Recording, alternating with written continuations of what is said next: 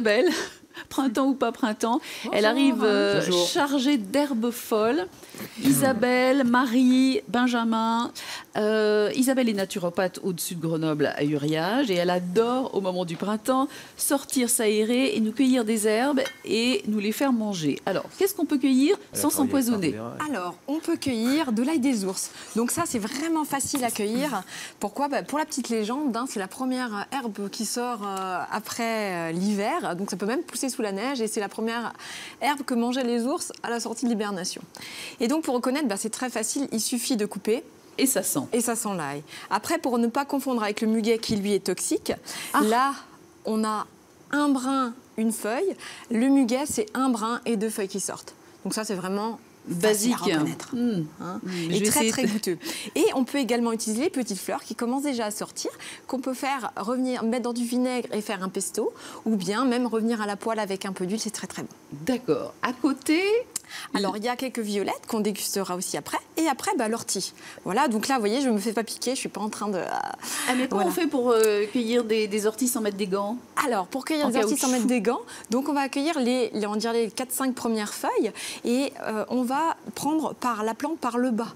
Là en bas, ça ne pique pas. Par contre, ici, il y a des petits piquants riches en silice qui vont avoir un côté reminéralisant, c'est ce qu'on cherche dans l'ortie. Et donc, la partie haute pique, en dessous, ça ne pique pas. Donc quand je vais accueillir, c'est assez facile, je prends par le bas et j'en cueille. Marie, les orties sont déjà sorties à Beaufort ou il y a encore plein de neige? Non, ils sont sortis. On a mangé une salade de pissenlit aussi il y a 2 jours et ma maman elle allait ramasser de l'ail des ours hier. Donc, voilà. Et alors, Isabelle utilise aussi les pissenlits qu'on adore ici. Et elle, alors, qu'est-ce que vous nous avez cuisiné? Parce que Benjamin, on va goûter. Donc je vous ai préparé donc un pesto d'ortie d'ail des ours avec sur de la betterave avec de la violette par-dessus pour parfumer un peu et pour donner la couleur. Et je ne sais pas si on voit, mais c'est drôlement joli. Voilà, la caméra se déplace tout doucement. Et on voit, à chaque fois, vous nous faites des petites œuvres d'art. Alors, la betterave, elle est crue ou elle est cuite? Elle est crue. Et vous faites goûter à notre chocolatier. Et moi, je tends une assiette au garçon. Régalez-vous. Et l'ail des ours, donc, ça sent. Quand c'est coupé, ça sent. C'est pour ça, c'est vraiment important de la mettre dans de l'huile ou bien carrément de la congeler. Mais on va la congeler entière, pas coupée. D'accord. Et ça va sentir très fort. Et alors pendant qu'on parle, on voit des cookies. Ce sont des cookies avec des fleurs de pissenlit. Donc on voit les petites fleurs. On utilise vraiment juste les petites pétales toutes jaunes. Et ça, c'est des cookies avec de l'huile de coco. Alors Isabelle, je vous signale que Benjamin, le commentaire c'était... C'est une tuerie. Non, excuse, oui, il mâche, donc je fais pour lui. Très bien. C'est une tuerie, dit Benjamin en mâchant. Et donc, pendant que vous mâchez, je signale que vous faites des ateliers régulièrement et qu'on peut trouver sur votre site internet, Uriage. Naturopathe-uriage.fr. Et il y a également les recettes du pesto et des pissenlits. Et je vous ai aussi emmené.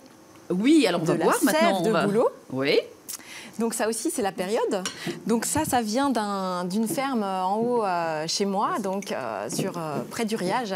C'est la ferme de Rochefort et c'est à Vonavel-Bas. Donc ça, c'est de la sève de bouleau qui n'est pas filtrée, pas pasteurisée. Donc elle se garde au frais et on va consommer à peu près 15 centilitres par jour. Et ça a vraiment une action, comme les plantes sauvages, vraiment de détox.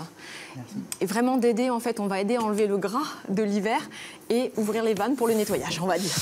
Nous, ça serait plutôt le gras. Alors, Marie, il y en a des bouleaux chez vous, donc. Oui, on en boit aussi. Ma mamie est très consommatrice de la sève de bouleau. Est-ce que vous aimez la sève de bouleau? Alors, j'aime bien. J'en ai déjà, j'en buvais beaucoup. Alors, j'ajoute juste. Mais non, on en retire.